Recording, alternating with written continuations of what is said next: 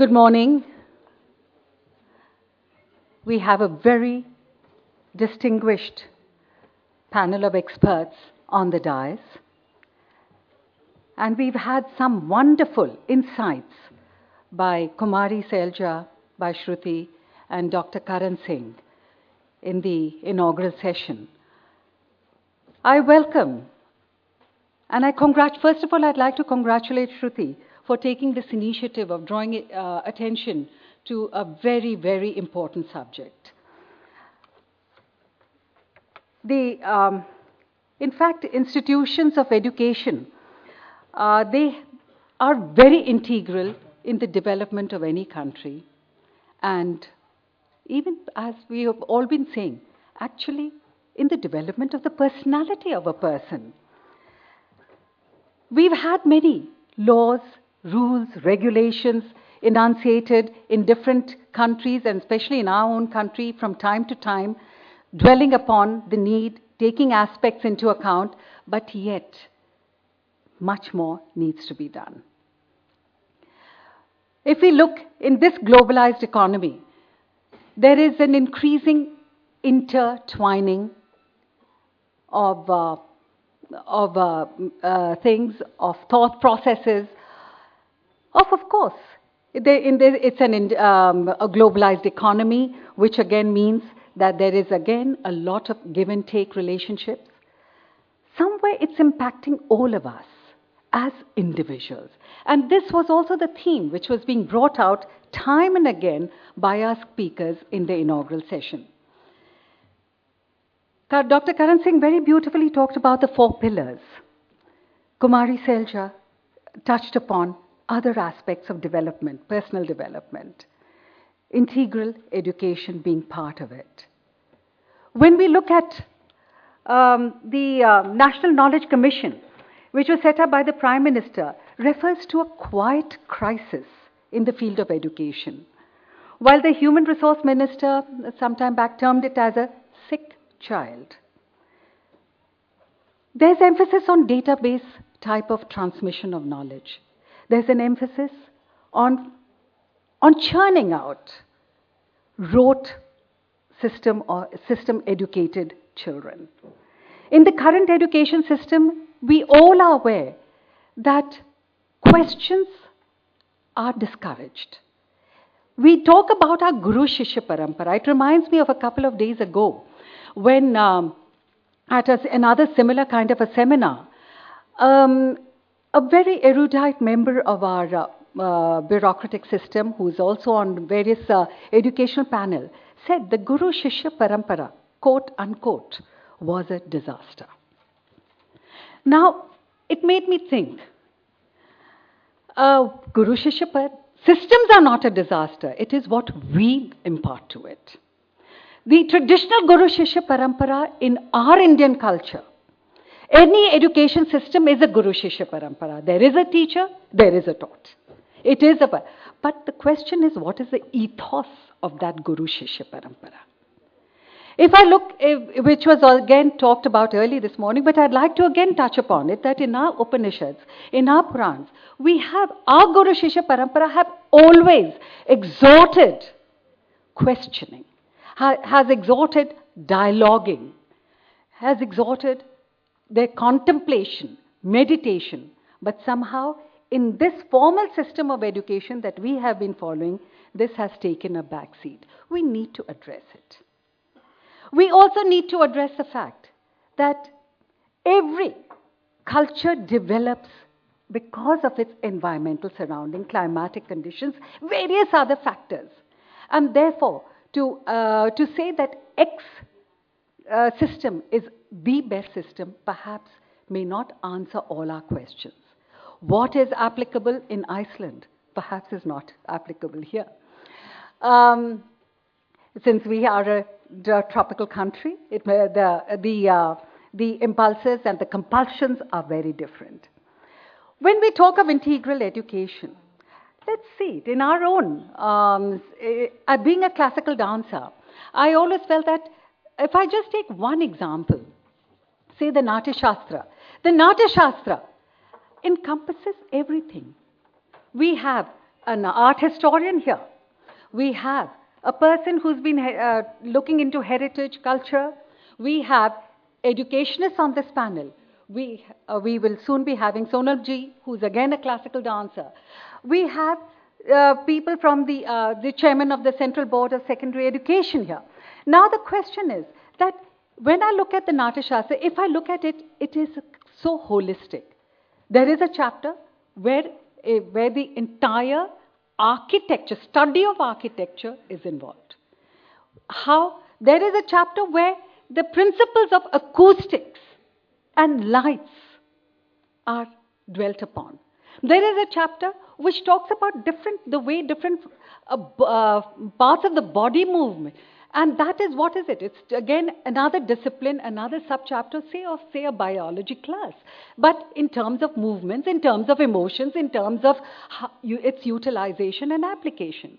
There is a chapter again on how environment and its application in the form of instruments are being developed and to be utilized. There is a chapter on entire process of voice modulation, which again is part of life and culture. There is a chapter entirely on how the garments and fabrics are to be utilized. So it is a complete study. It is an integral study by itself, just that one little treatise. I look at this logo of Shruti Foundation. When I see the Sarpa, the Kundalini, the serpent has different meanings in different cultures. And to be able to be aware and appreciate the importance of the serpent, whether as a Kundalini Shakti in our culture, whether as something else in a different culture, I think that this diversity makes education so rich. Education means also that we have to learn to be able to appreciate and respect each other's cultures, and not be dogmatic in our views. Reference was made to Ekam Sat Vipra Bahuda Vadanti. Of course, it is there. And that is a principle that we need somewhere, which has taken a backseat. Today, when we look at educational systems all over the country, the emphasis has been on one aspect of development, which has led to undoubtedly economic prosperity in various ways.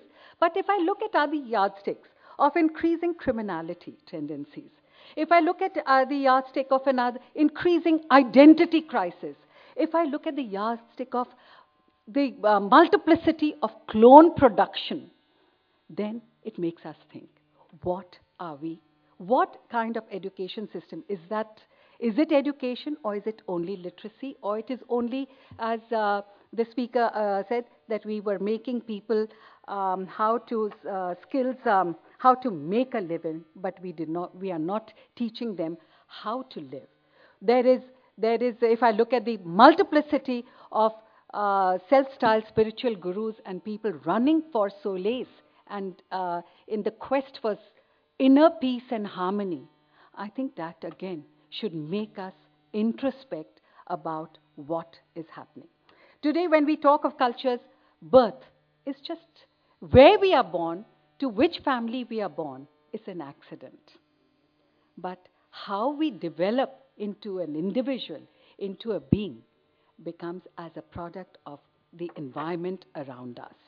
We have to call upon the challenges of creativity. There is much to be learned from every single person, single vocation. Here I'd like to mention that when we talk, just a few days ago, I was again repeating a piece that I had done much earlier. It was a play called Mohan and Rambha, based on an incident in the life of Mahatma Gandhi, written by his grandson, the late philosopher, Professor Ramchandra Gandhi, in which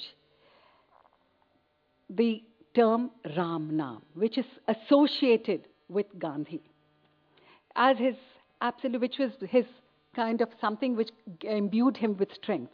And he says it came from his maidservant, untouchable maidservant, Rambha.